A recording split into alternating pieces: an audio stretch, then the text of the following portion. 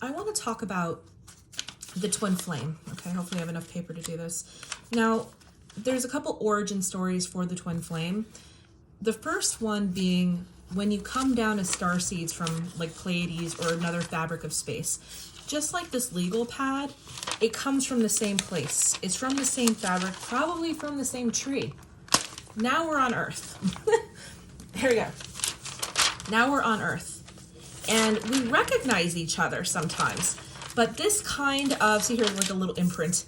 But this kind of relationship doesn't feel as intense. When we know other star seeds, we meet other star seeds, and we're like, wow, I can tell you're very special. I can tell you have an incredible amount of psychic ability. Now, once we're down on Earth, it takes a long time to figure this out. So let's just go with being a person now.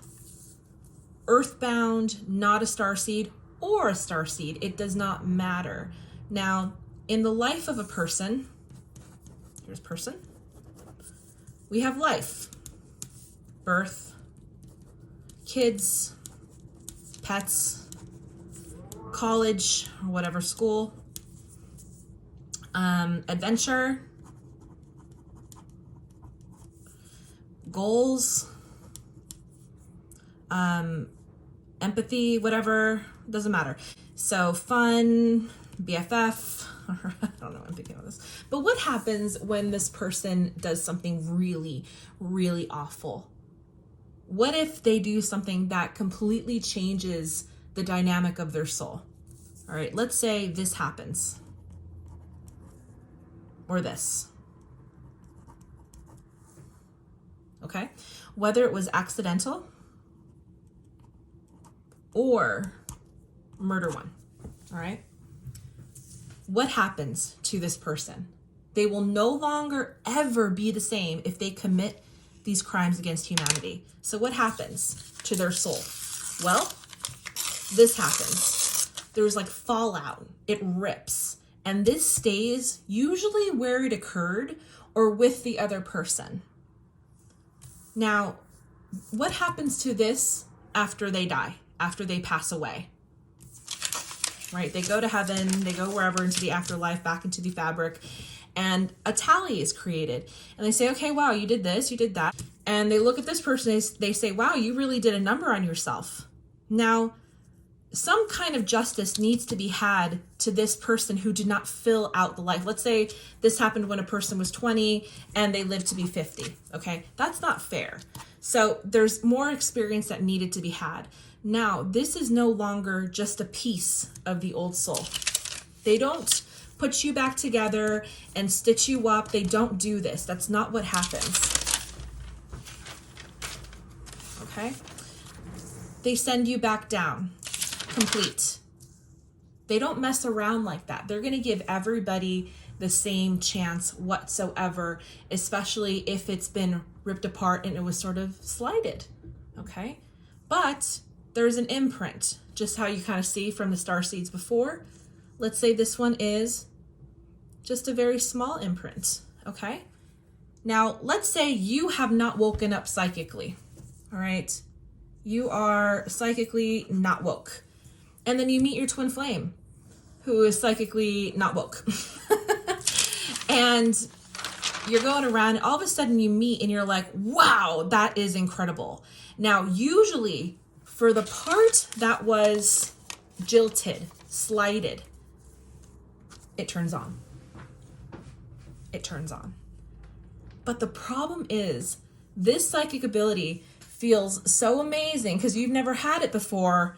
All of a sudden, this little thing feels like it fills up the whole page, but it doesn't. It doesn't. The only reason why you guys feel like that is because of this experience that is sort of a mar on the soul. It's an old scar. However, you are now two separate entities that have the ability to take your lives wherever you want it to go. As a matter of fact, the chaser, because it was a part that was always waiting for the other piece to come back. They're like, what happened? That's why this person always wants to get back to this person. It doesn't need to be like that. At this point, you will have no bearing on the other person. Now I have another example, a little bit outside twin flame, to understand the soulmate situation. You have a lot more soulmates than you know. Everybody in your life generally is a soulmate of some kind. People that you create karmic relationships with are soulmates. Now, I want to help you understand something.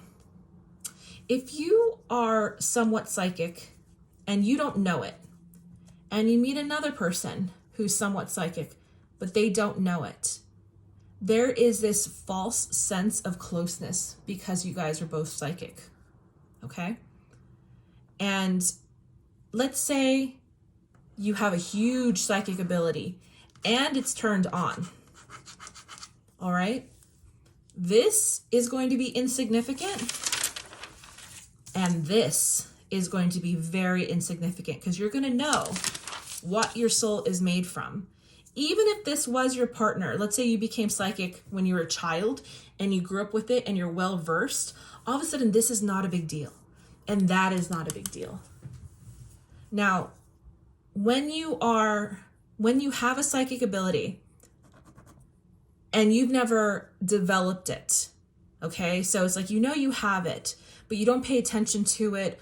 All of a sudden, if you meet somebody who has a psychic ability, you feel engrossed with them, completely engrossed with them, because you don't know why it's happening. Knowing that you have something but never exploring it is just as bad as having a big one and not knowing it's there. Because all of a sudden you're having these feelings and these abilities and these connections and these dreams with people, and you don't know why. You don't know why. It's having a perfectly good tool and never using it.